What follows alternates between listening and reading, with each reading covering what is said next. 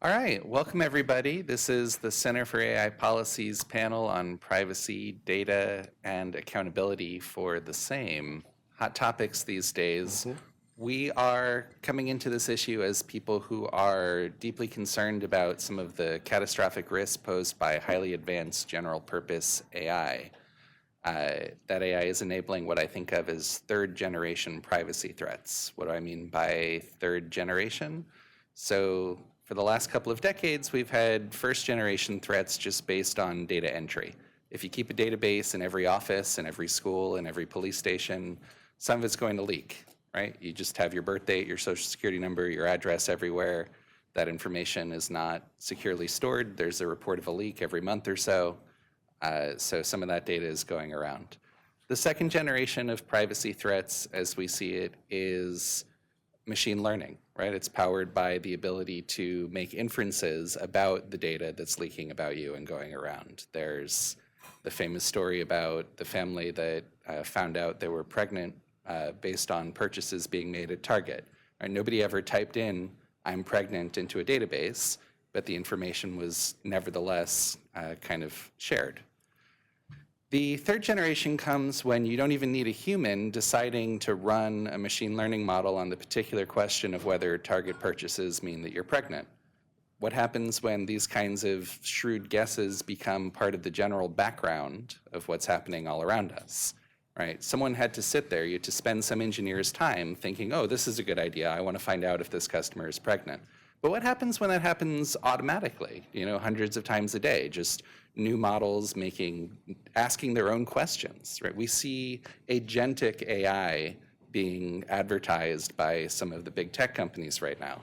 I'm not entirely sure those advertisements are accurate. It might still be a few months away, but that doesn't give us a whole lot of time. This is coming down the pipeline. We're going to be looking at AIs that are pursuing goals more or less autonomously, and one of those goals is going to be to crunch your data and draw inferences about you, including possibly whether you're telling the truth, what you're thinking based on your brainwaves, what you're typing based on the sounds made by your keyboards, even if you're not talking to that AI, what your facial expressions on the security camera suggest. So I want to facilitate this discussion about privacy because we're alarmed by the progress of this artificial intelligence.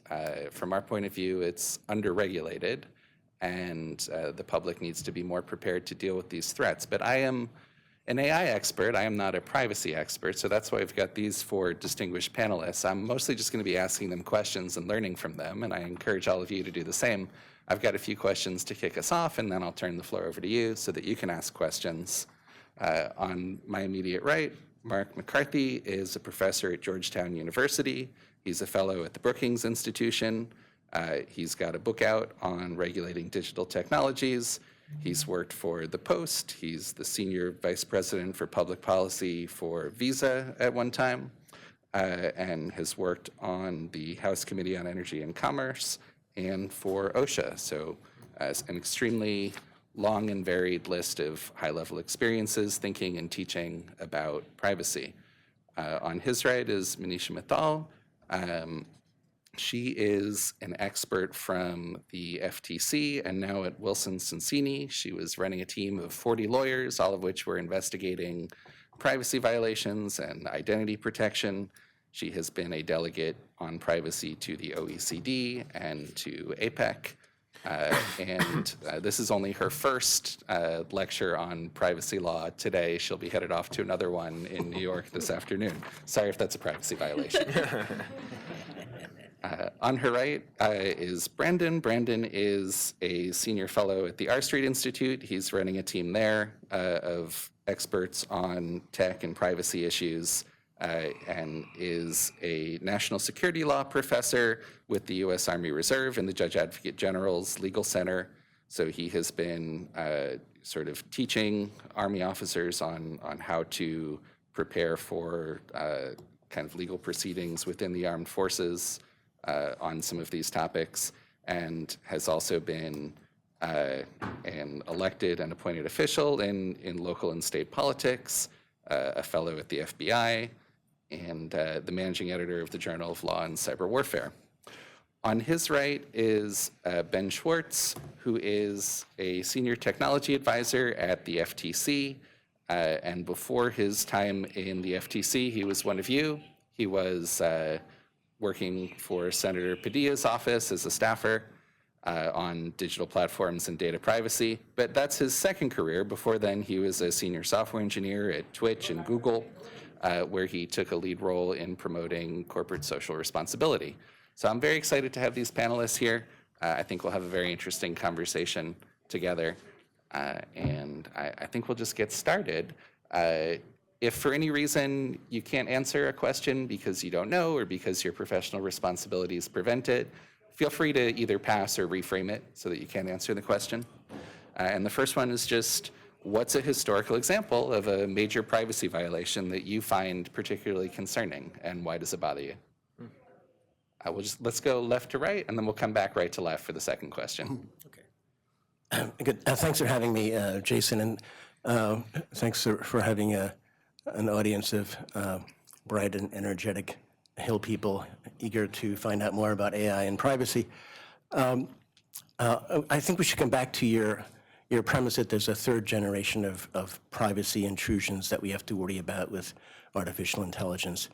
I think that's one that deserves a little bit more examination. My sense is that it's a little bit more like more of the same, machine learning and machine learning and machine learning, but I don't think we're at the point yet where these systems have become autonomous and are acting on their own and are running out gathering information about people with no direction from humans.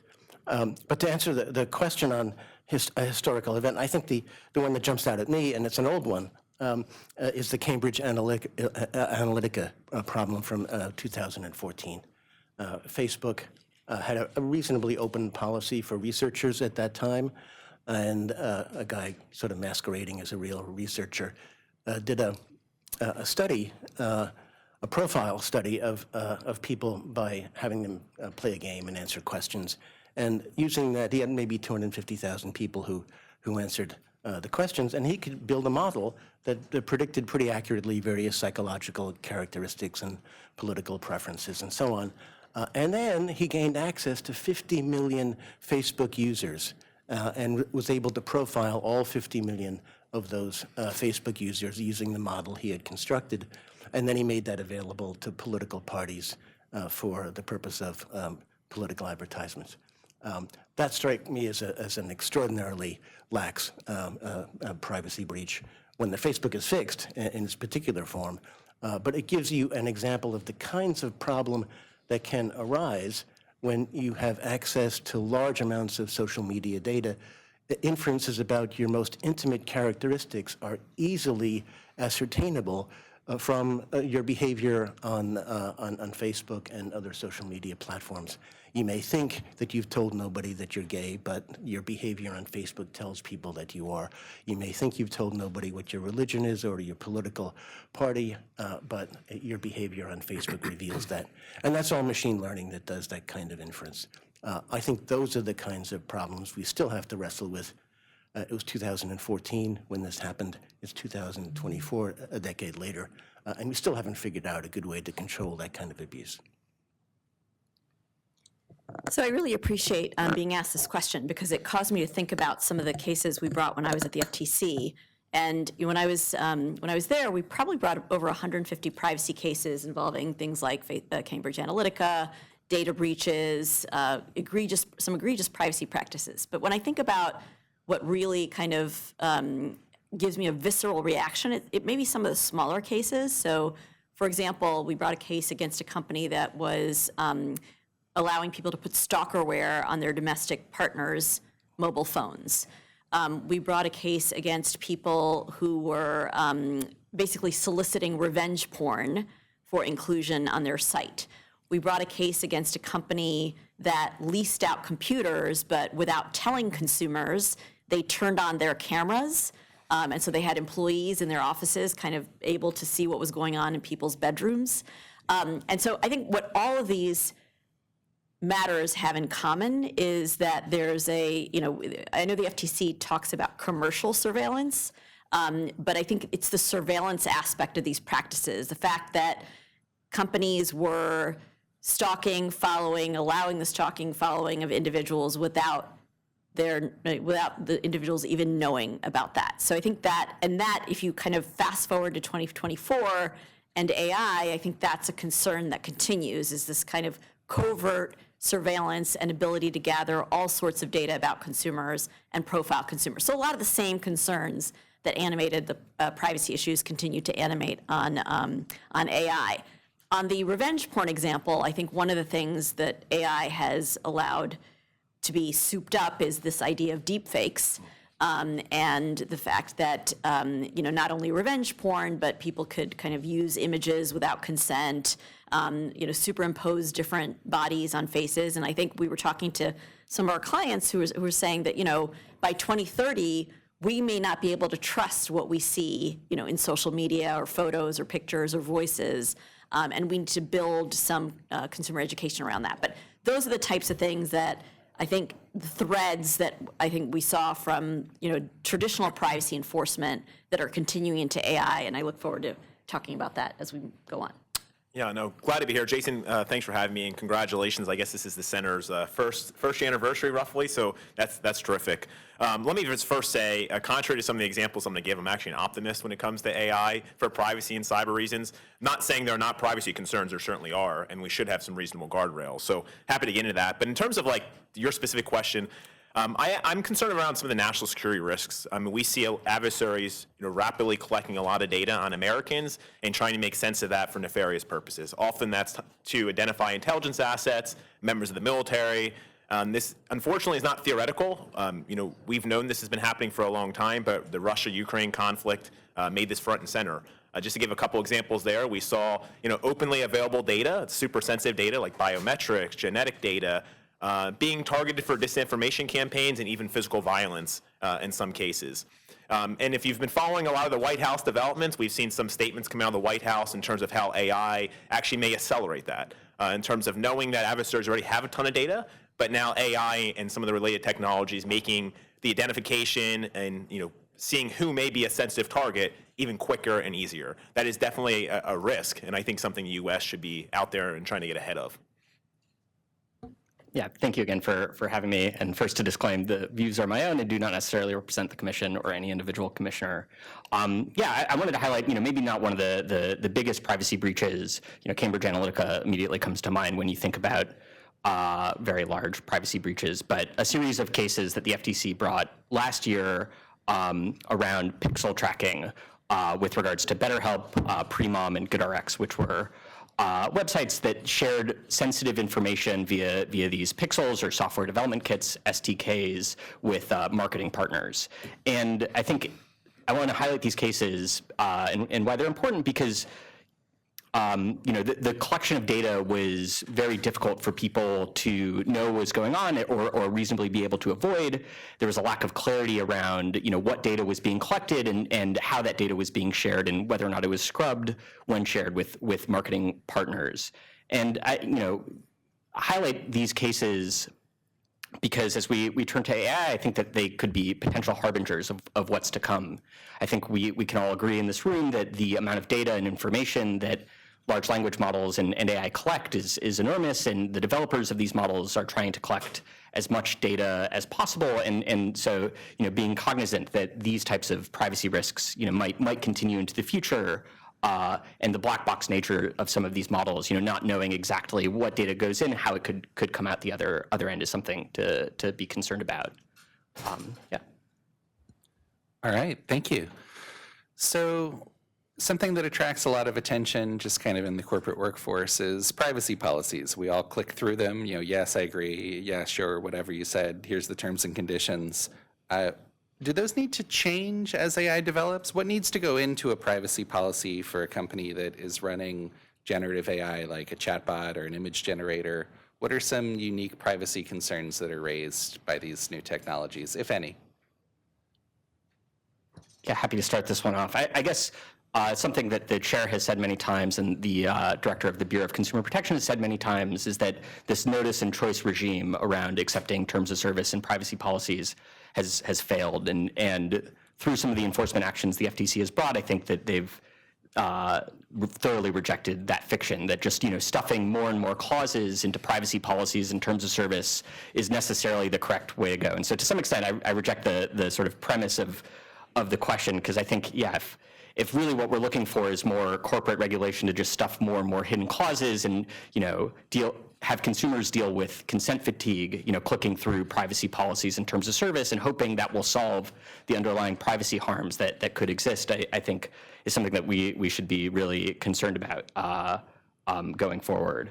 I think you raise a good point, so I'm going to pivot with this question, and maybe it's not the consumer end agreement, maybe it's an internal corporate privacy policy, right? Is there a meaningful policy that a company could adopt to govern its own behavior?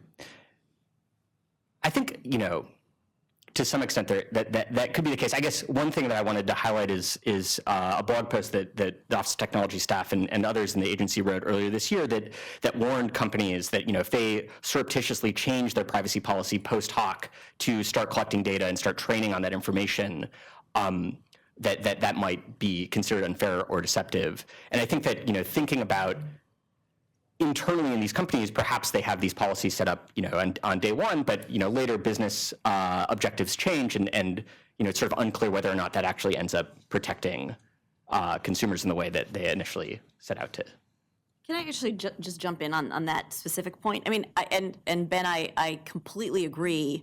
And this is something I know the FTC has been saying for years and years, that overloading privacy policies in terms of service is really not doing anything for consumers.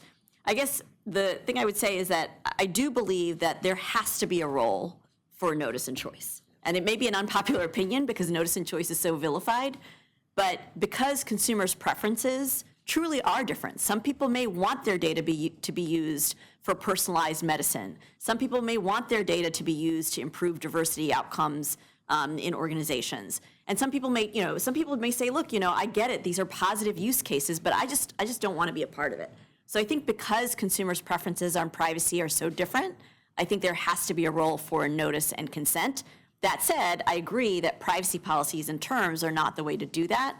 But I do think that they do play an important role because, I think representing clients, I think when they have to draft these privacy policies and terms of service, it serves as kind of an internal business policy function.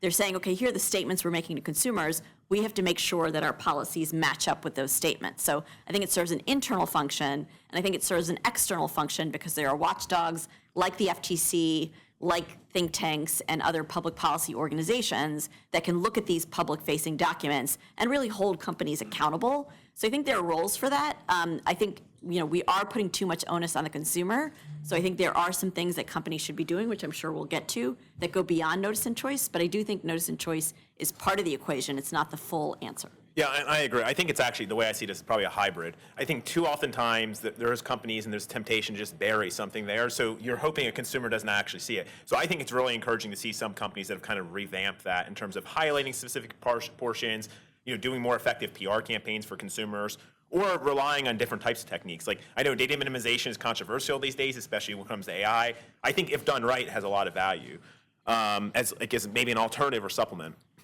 I would say, but from like corporate end, I think if you're approaching AI as like this is a new starting point or a new frontier for us, I actually think you're wrong. I think it does have uniqueness to it, and you should be considering like the uniqueness factor. But privacy should be applying to all technology development, and so this shouldn't be something you're like, well, holy cow, we need to generate an entire new plan.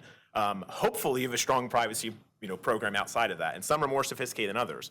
I think a good example of that is when it comes to cybersecurity, we throw out secure by design and secure by default all the time. CISA loves those two concepts. I actually think they have a neat analogy to privacy. Privacy should be something that's baked into the technology and is encouraged and fine-tuned during the development phase. It shouldn't be an add-on after the fact where you're just doing a privacy review and you're saying, oh, this doesn't make the cut, go back to it. Hopefully, you're having your privacy experts ingrained from the very start. And we do see some companies doing that. Not all, but there are some that are more proactive than others. I think it's a really good model. But secondly, I think part of your plan should also be seeing how you can leverage some of these developments for good within your company. Is there a way to find AI privacy developments that will actually lead to more effective privacy? Not all, but there are definitely some. So I want to highlight a tension between privacy in this area and the development of large language models. You probably heard the news that Meta has pulled back from providing its service in Europe because of difficulties on complying with the European privacy law. European privacy law says you have to have a good reason for using data, and you couldn't come up with a good reason. They didn't have consent. It wasn't necessary to provide the service, and it wasn't clear that they had a legitimate reason to do it. So they suspended their training on European data in the interest of preserving privacy. So that's a tension we have to be careful about. The consent model, I think, makes a lot of sense. It's very intuitive. I mean, if I'm using ChatGPT, I would want to push a button that says, do not use my interaction with ChatGPT to train your system. I don't want that. And I'd like to have that capacity to push that button. It has to be easily available. It can't be hidden behind 13 screens. But I'd like to have that capacity. But there's a tension there too. I mean, what if I'm a bad guy? What if I'm someone who wants to use ChatGPT to develop a bioweapon, or to engage in revenge porn, or to commit consumer fraud? The company can detect that kind of thing by looking at the interaction with the system and doing some data analysis associated with it. If the consumer can say, I don't want that, well, who's going to take advantage of that? The bad guys, right? So your ability to find vulnerabilities in your own system and detect problems with your own training is minimized by the people who opt out of having their information analyzed. So there are a lot of tensions here that we have to pay attention to. I do think it's not just up to the companies. You can't say to them, you figure this out. There has to be a structure of law. And so if we turn to the companies and say, we don't know what the right answer is, we hope you do, I think that's a recipe for letting them make public policy decisions in the private sector, which I think is a mistake. Can I respond a few points? Sure, yeah. So and I should, just in full disclosure, my firm does represent OpenAI, and ChatGPT does offer an easy opt-out to the training data. But putting that aside, I think the training data, so when we talk about AI and we talk about notice and consent, I know I was just championing notice and consent a second ago, but when we talk about AI, a lot of the large language models train on publicly available data. And so I think it's a very, to Mark's point about what's happening in Europe, how do you get the consent for publicly available data? Now in the US, under state privacy laws, publicly available data is generally not considered personal information. The companies have been able to train these large language models using publicly available information. But I think that, data minimization, legitimate basis in Europe, I think these are all concepts that, as we think about federal legislation in the United States, we should think about. I think it's also important to, as you're thinking about what federal legislation might look like, to understand that we're not operating in a vacuum. So there's all these state laws. So for example, if you're using a chatbot, there's a lot of states that require disclosure that you're interacting with an AI and not a human. So these are the kind of chatbot disclosure laws. There are a lot of laws. It's interesting. There's state wiretapping laws that require, some of those states require two-party consent before interception of communications. And there's been a very active plaintiff's bar that's been saying that use of a chatbot is actually the interception of a communication. And so the law requires two-party consent. So a lot of companies have been putting consents in their chatbots. Like, by using this, we're disclosing that you're using AI, and you agree that, we can use it to train. So kind of like when you call a customer service line and they say, we can use your data for quality and training purposes. So you see that on a lot of chatbots right now too. So I think, and I think a lot of these states are thinking about disclosures, to our point about not bearing disclosures in a privacy policy. They're thinking about these disclosures as just in time, outside of a privacy policy, outside of terms and service. So as you're thinking about disclosure remedies, I think about what needs to be kind of pulled out and what can be in the privacy policy in terms of service. Great. So I think Mark raises a very interesting issue. To what extent should there be gaps in the privacy requirements, right? Maybe you want some kind of carve out that allows companies to train on your data for the purpose of preventing criminal action or something like that. Are there other gaps that we should be in favor of? Are there other places where less privacy would be a good thing? I'm not going to say less privacy would be a good thing, but I do think that there's some good models out there. I think there should be federal privacy legislation. Okay, I absolutely think there should be federal privacy legislation. I think the FTC has stepped in the absence of federal privacy legislation and been very aggressive about enforcing the law against deceptive and unfair practices, which is great. But I think there's gaps. The FTC, if a company didn't have a privacy policy, I don't know that the FTC could say the practices are deceptive. If the companies didn't offer choices for non-sensitive data, I don't know that the FTC could show that the practices are deceptive or unfair. So I think there's federal law needed to fill in those gaps. But I think what we've seen is that I think those laws need to have some flexibility. So, for example, if you're talking about data minimization, we see a lot of laws that say that companies can't keep data for longer than they have a business need to do so. Whereas if Congress were to say, here's the data minimization schedule, thou shalt not keep data for more than 3 months, thou shalt not keep this data for more than 6 months, I think that's probably too inflexible because we've seen new uses of data. Who could have imagined ChatGPT 3 years ago or 5 years ago? And so I think it's important as you think about legislation to have flexibility built in place for innovation and new products that consumers want and that are consistent with their reasonable expectations to flourish in the marketplace. Yeah, Maneesha raised a good point. And back to Mark's point around tension, I think we see that even in federal privacy legislation. How far do we lean toward privacy versus innovation? They don't always have to be at odds, but sometimes more privacy sometimes means more restrictions and maybe harder to innovate. And this is actually a very timely panel because I'm sure everybody here knows, but there's a markup scheduled tomorrow on the American Privacy Rights Act, something that probably I engage every single day on for multiple hours a day, so it's kind of a passion of mine. But regardless if it's APRA or some other counterpart, I think that is really the first step if we're serious about AI. Because it's everybody here that's a little more technical than me. Even at its core, AI is around data. So if we don't have a federal standard on how we're collecting, using, transferring, securing data, we're really behind. Especially considering we do have this. I hate to use the word patchwork, but we do at the state level. So if you're not in one of the states that has a privacy law, largely speaking, you don't have protections or any guarantees around your data, absent sectoral approaches and perhaps agency investigations. That's a little separate. But a law like APRA would have both direct and indirect implications to AI.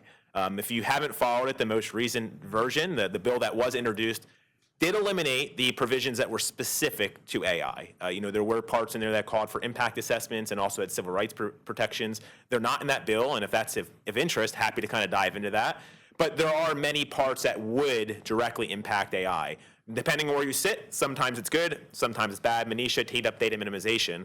Essentially, under this bill and its overgeneralization, there are 17 permissible purposes for collection. There is a concern that if you have a targeted list, is there going to be a future need or innovation that's not reflected currently, or would that hamstring AI? Because ultimately, we need data for more effective AI models. That's kind of up in the air, and I think there's strong schools of thoughts, probably even amongst you in this audience. But happy to kind of explore that further during Q&A. So one quick add-on on APRA. I think the permissible purposes approach is a good one.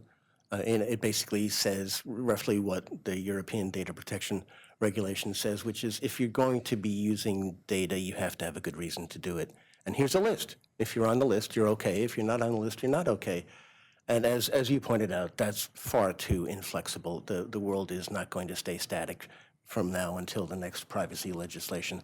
So something has to be done to provide flexibility.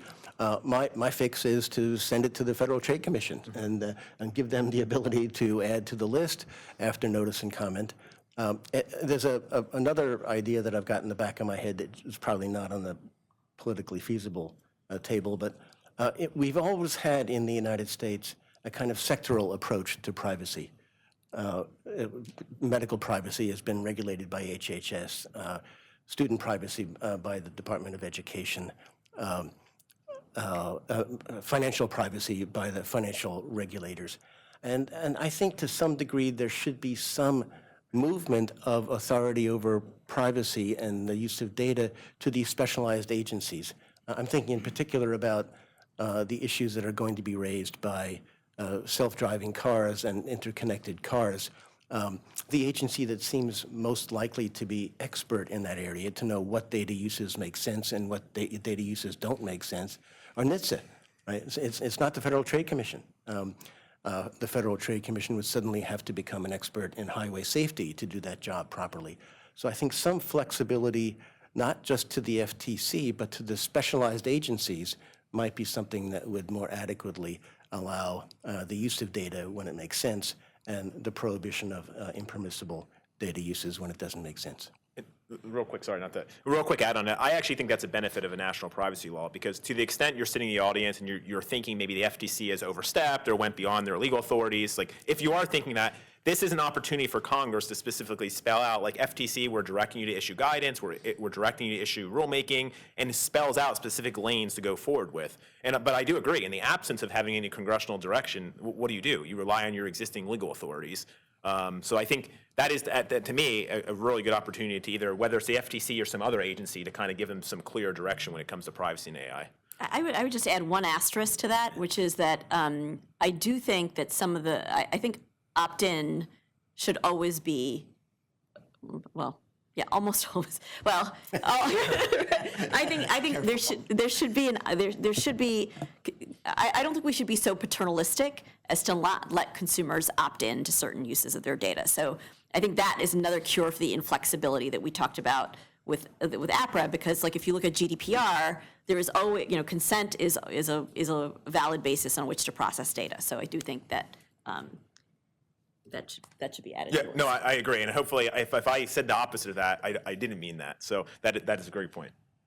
Yeah. So at the Center for AI Policy, we're deeply sympathetic to this idea that the technology is going to change before the next bill gets passed. Right? It can be a long time between landmark legislation, and you probably do need some kind of specialized agency with expertise that can update it as the technology changes.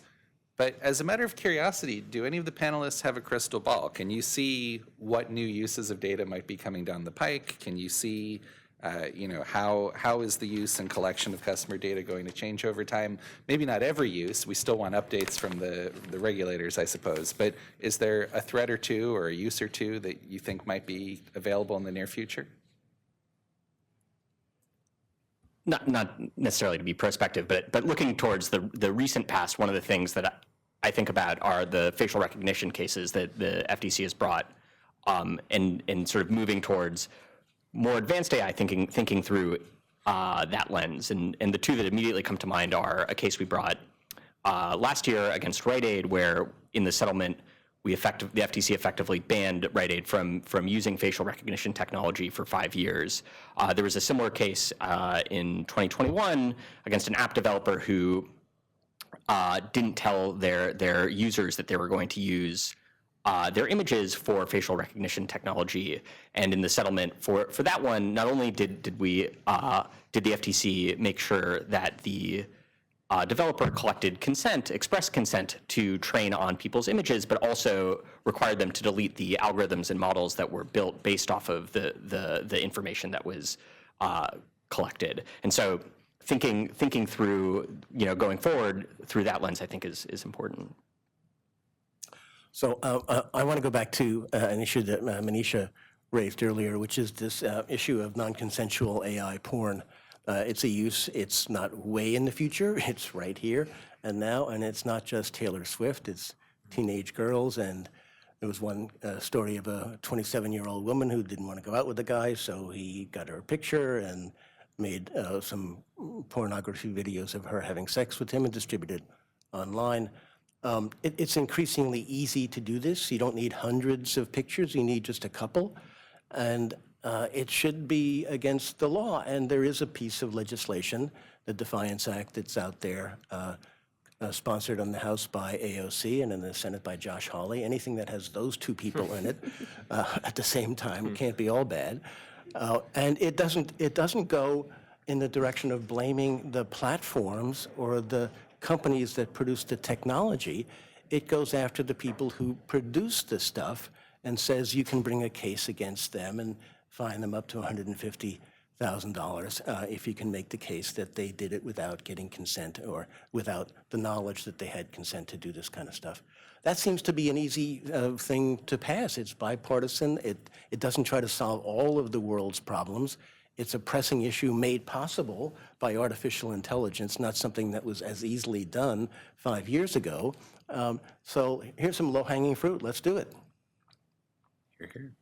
So I actually think that we are just limited by our own imaginations as to the potential uses of AI. And it's very interesting having switched hats for me. So I was at the FTC for over 20 years, and then 2 years ago I came out to the private sector. And so, wearing my regulator hat, I see a voice cloning product, and I'm like, fraud, impersonation, scams, and I see all the bad uses. But when we talk to our clients, it's like, okay, well, we are helping people who have ALS, and they want to be able to preserve their voice, or they want to be able to tell stories in different ways, or they want to have the voices of their loved ones speak to them. And so, it feels very, again, when I was at the FTC, I would look at AI and employment, and I'd say, well, there's, that's rife with bias, and I'm not saying it's not, it certainly is, but we have a client who is using AI to try to build a diversity pipeline for their customers, where they can analyze the race and gender of candidates at the interview stage and at the hiring stage, and so it's basically just analyzing their own workforces to help promote diversity outcomes. So I think we just have to keep in mind that it's like fire, right? There's bad uses and there are good uses, and we have to kind of sort that out and make sure that the policies that we adopt permit the good uses and put the brakes on the bad uses. So and it's not an easy task, because who could have imagined some of these positive use cases? Who could have imagined some of these negative use cases? Well, the framing like that, it's hard to follow on. But maybe I'll just give a couple concrete examples of how I'm seeing this. I do say, this doesn't mean do nothing from a policy and legislative standpoint. I think there's room for that. But I do think, regardless of what we do on that front, bad actors are going to continue to exploit and misuse the technology. So I always like to see, is there a way we can use the tech now for positive applications? And specifically, I look at it in the sense of cybersecurity, and then consequently data security, as well as privacy. And interestingly enough, we've been leveraging this in the security space to protect data for well over a decade. Because of the rise of generative AI, it has been really interesting to see over the past 18 months how that has accelerated cybersecurity companies and data security companies to further innovate in their space. So is there a scenario where we could automate a response to an incoming incident rather than having it be a human and potentially having a delay time? Is there a sense to be able to better detect what may be a malicious attempt to access data versus perhaps just an accident or an anomaly? So those are really encouraging, exciting things for me. And I think, something that APRA has done well is an increased focus on privacy-enhancing technologies. Whether it's that bill or not, I think that's an area we should be continuing to put research and additional funds into to kind of further that market. And I think the FTC and some of their colleagues have done a good job on that front. So I think those efforts should continue. All right, thank you so much. Let's take questions from the audience. If you can, please say your name and what office you're coming from. And if you have a particular panelist in mind, feel free to say so. If not, we'll assume it's for the whole panel. In the back, yeah, on the corner. Fred, Congressman French Hill's office. I just had two quick questions. One, and they're both in the kind of the frame of privacy, national security, and cybersecurity. So one, I was wondering if you can kind of expand upon your thoughts on the specialized agency and the guardrails for the FTC when it comes to some of the privacy protections. What would you say some of those guardrails would kind of look like? What would be some great ideas? And then could you also expand upon some of the cybersecurity and national securities broadly? Because I know for one example, export controls, and when we're doing bilateral trade agreements and what they're asking for in some of those contracts could lead us to give them some proprietary information. So any overarching things like that, could you give some examples of what we should kind of be looking out for? Yeah, no, Awesome questions. I will say I'm not speaking on behalf of the Department of Defense, but in my Army capacity as a national security law professor, this is largely what I wrestle with. And this is just open source now. It's publicly been reported, so I'm not confirming it's accurate. But the White House and National Security Council is allegedly working on their national security memorandum, which is going to be a counterpart to the OMB AI guidance from the AI executive order, which is allegedly going to be out at the end of July. A lot of that is going to focus on the role of AI for national security purposes. How is it being used by DoD and the intelligence community? And then the flip side of that, how do we leverage it against potential actors? So that's definitely something to be following. Part of that will be classified. That is one area that I would be, and I think maybe I'm biased, but the DoD and the intelligence community has been very forward-leaning when it's come to AI. Yes, generative AI and now other civilian federal agencies are now trying to get up to speed. The DoD has been wrestling with this since 2014, and they first stood up their first office, don't quote me to this, but I believe in 2016. So I think they're really the thought leaders. In terms of how adversaries are using this, yeah, I'm just trying to think, like, in terms of like an unclassified environment, we do know like adversaries like China are already trying to vacuum up, and I hate to single out China, others are doing it, but they're vacuuming up as much sensitive data as they can on Americans and are trying to make sense of that for a wide variety of purposes. And they do it on their own citizens, of course, too. And AI is definitely accelerating some of those goals. And I think there is a potential that could play out in a future conflict. We've seen it in both Israel, Palestine currently, and we've seen it in Russia, Ukraine. So I think there's definitely a potential in future conflict for some of these data and security concerns to come up, and AI will play a role. Even outside the whole autonomous weapons debate, that's a whole separate panel, but obviously AI has a role there too. Yeah, good. You're on. I was just going to answer the guardrails question. So I think one of the things you could envision two kinds of delegation to the FTC or another agency. You could envision like a very short law that says, we believe privacy is important. FTC, go issue rules, right? And then you could see like, okay, well, there's like a very kind of clear mandate for the FTC to say, here's what we want you to do specifically. And I think that kind of specific delegation it's such a balance between giving flexibility, but I think that kind of specific delegation, here are the things we want you to do.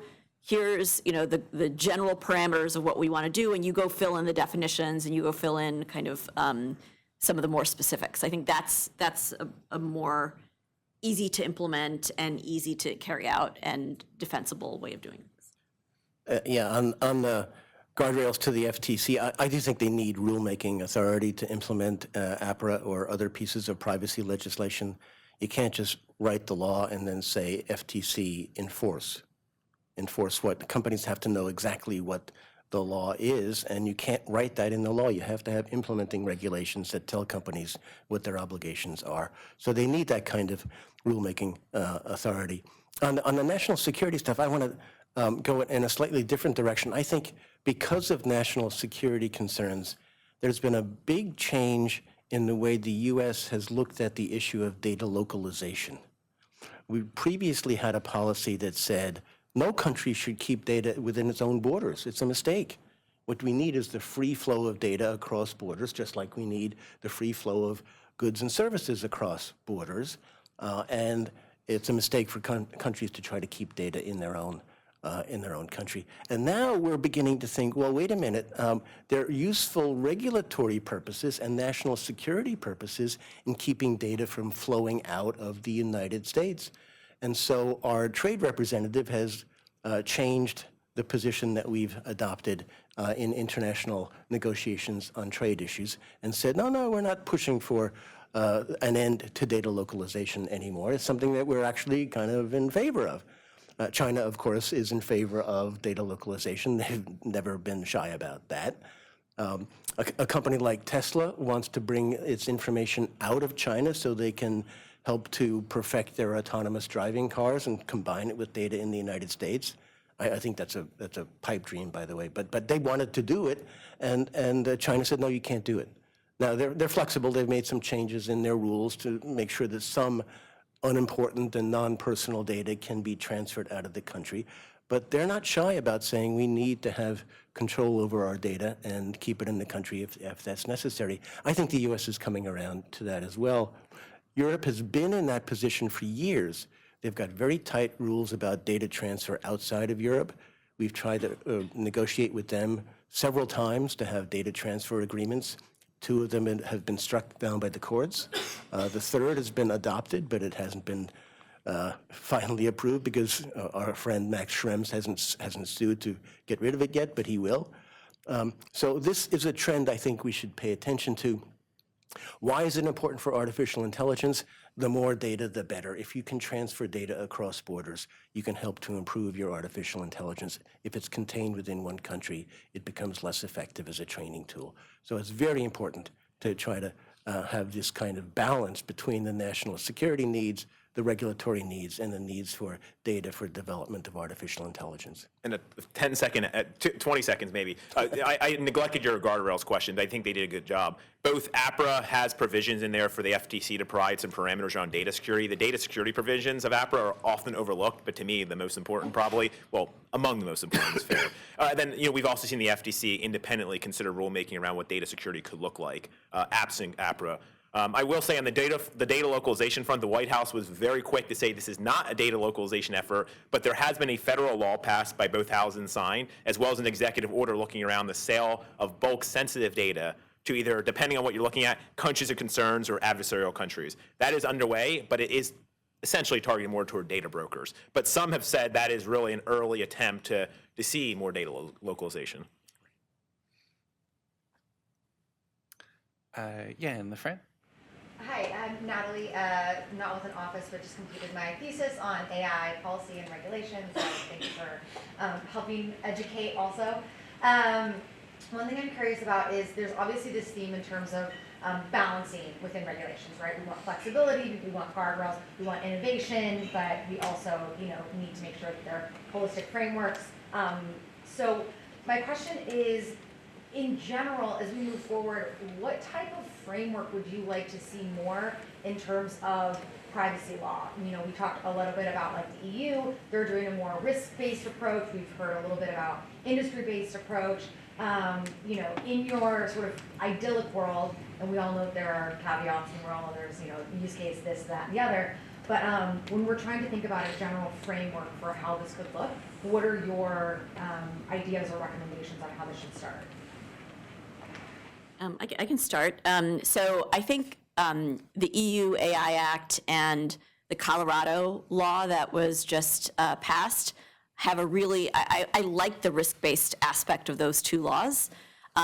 Looking specifically at Colorado, I think they have, I think if you look at the AI laws, there's the kind of process-based requirements, which is, you have to have a governance program, you have to make disclosures, you have to conduct risk assessments. So I think those are all, really good.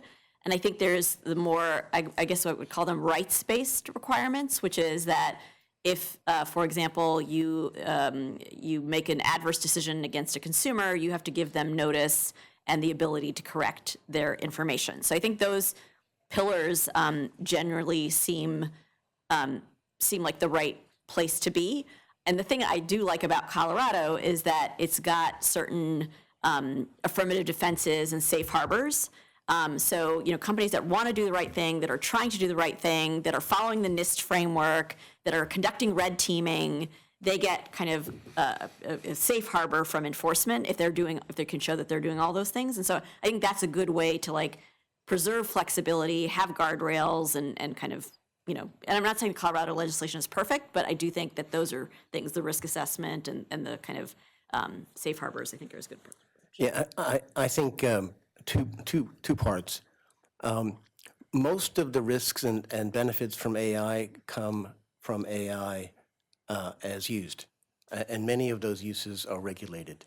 So I think the first step is to make sure that the existing regulators, our friends at the FTC, but also the EEOC, the financial regulators, where AI is used in their area of responsibility, they have to have full authority to go after not simply the user of the AI system, but the developer of the AI system, right? That's one of the limitations right now in the EEOC law. They can go after the employer, but the vendor of these employment-related algorithms escapes their jurisdiction. That can be fixed. A federal law, a colleague of mine at Brookings proposed a kind of uniform federal law that would expand the jurisdiction of all of the specialized agencies to give them the authority over vendors. So that's one, make sure that the existing agencies have full authority. For the general purpose AI, which is not used for any specific application, I do think something like what the EU has put forward makes some sense, a risk-based approach where there are requirements for safety testing and red teaming and essentially approval by an outside assessor to make sure that they've done the job. Just to add on quickly to that, one thing that I know the chair is very fond of saying is that there's no AI exemption from the laws on the books. But to get to not to talk about any specific proposal, but one thing we've heard from stakeholders that we've brought together is the consent fatigue issue that I brought up earlier that has come around, and so just thinking through whatever ends up coming up that doesn't repeat some of those mistakes from the past. And I know that the FTC has brought a number of settlements that ask companies to provide consumers with affirmative express consent, and so thinking through different ways of asking users for consent to certain things is important.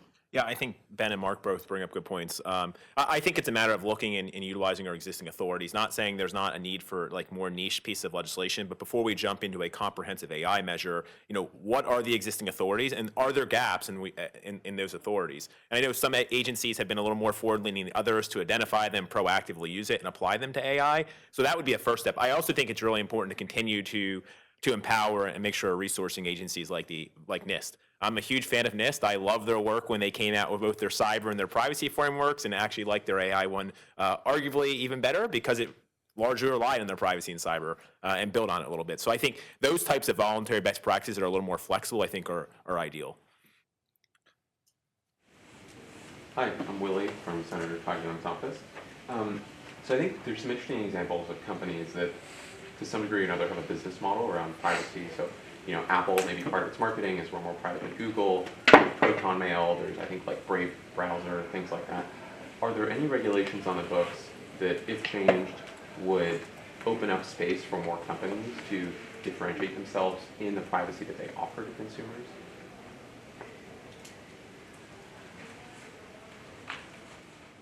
I mean, I don't know that regulation can do that. I mean, I think it's great that companies are starting to compete on privacy, and I think the FTC plays a really important role because by policing deceptive practices, if somebody says our privacy is better than this other browser's and they don't have any substantiation to back that up, I think that's a really key piece. And I think that was one of the FTC's theories when it brought its action against Zoom, that it was claiming to use end-to-end encryption, and the idea was that Zoom gained market share now. I think in the FTC's complaint, they talked about that being a possibility for how they increased their market share during the pandemic. So I think vigorous enforcement of Section 5 is going to help that competitive issue. Yeah, I agree. I don't see any regulatory barriers for companies adopting more stringent privacy rules to protect their own customers. Maybe there are, and I don't know them, but Apple's a good example of a company that tries to do that. They're going to run into trouble with Apple Intelligence because they're going to have to start using data in ways that they haven't done before. If Apple Intelligence is going to sort through your photos, it's got to have full access to your photos. If it's going to start dealing with your email, it's going to have full access to your email. And then the question was, what do they do with all that now that they've got access to it and they've analyzed it? Do they start sharing it with other people? Do they turn it over to OpenAI and OpenAI does things with it? We don't know. So there are challenges ahead for them in that area. But I don't see any regulatory obstacles for other companies to be privacy friendly. Yeah, the question I'd be asking if I was a regulator or staff or a member is like, what can we do to actually incentivize this type of behavior? Like, are there proactive actions we can take? I mean, not to sound immodest, I think when I was still serving with the New Jersey State Legislature, we were one of the first states to have a safe harbor bill around proactive cybersecurity measures. So if you voluntarily followed a cyber framework, you could have an affirmative defense on the back end, essentially, a little more detailed than that. Those are interesting because it didn't work for every company, but it was a way for some companies now to voluntarily put more money into compliance and programs up front to potentially save on the litigation in the back end. APRA takes a very similar approach when it comes to privacy enhancing technologies. you essentially you have a privacy enhancing technology program, you demonstrate compliance, you potentially could save on claims that you didn't have data security measures that were in place. All right, one more question? Yeah, on the end. It's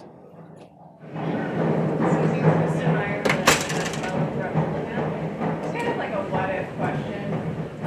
I've lived without social media, and I think it's awful and should be eradicated. But what would happen in a world where social media was eradicated? So, like, I know there's many industries in the world, but like, did you talk about if social media was eradicated and how that would change, like, AI, data privacy, or how people go after it? I mean, I think that, so, I don't know, I think there'd be a vacuum that would be filled by other things because, like, I think, data broker industry would, still exist and you would just be targeted on your web browsing behavior and, or your kind of app, the kind of app usage behavior. So I do think that the need for privacy would still exist without social media. But to your point, I mean, I think it there's a lot of pros. I personally couldn't do it.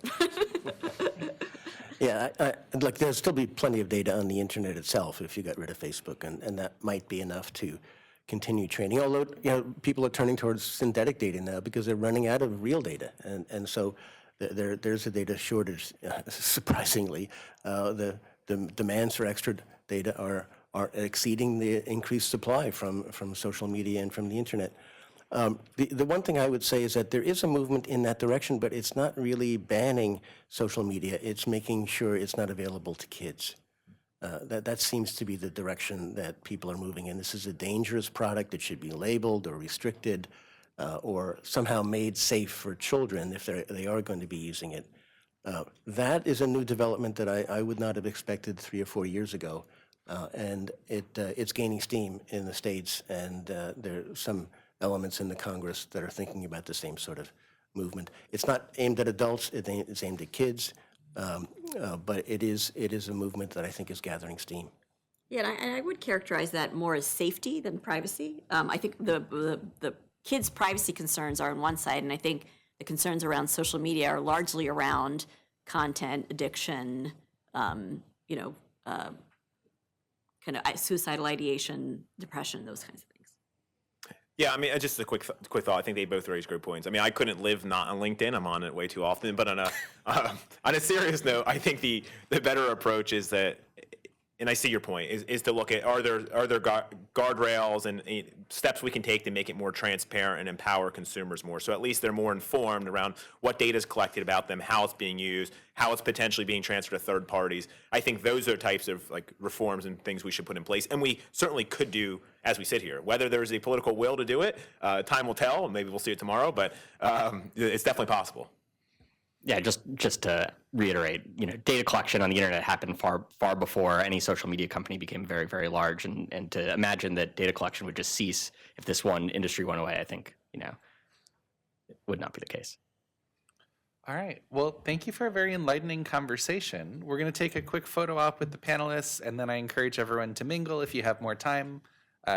Sometimes panelists have been able to answer a few questions after the formal end of the event, which is now. Great. Thanks, Jason. Thanks.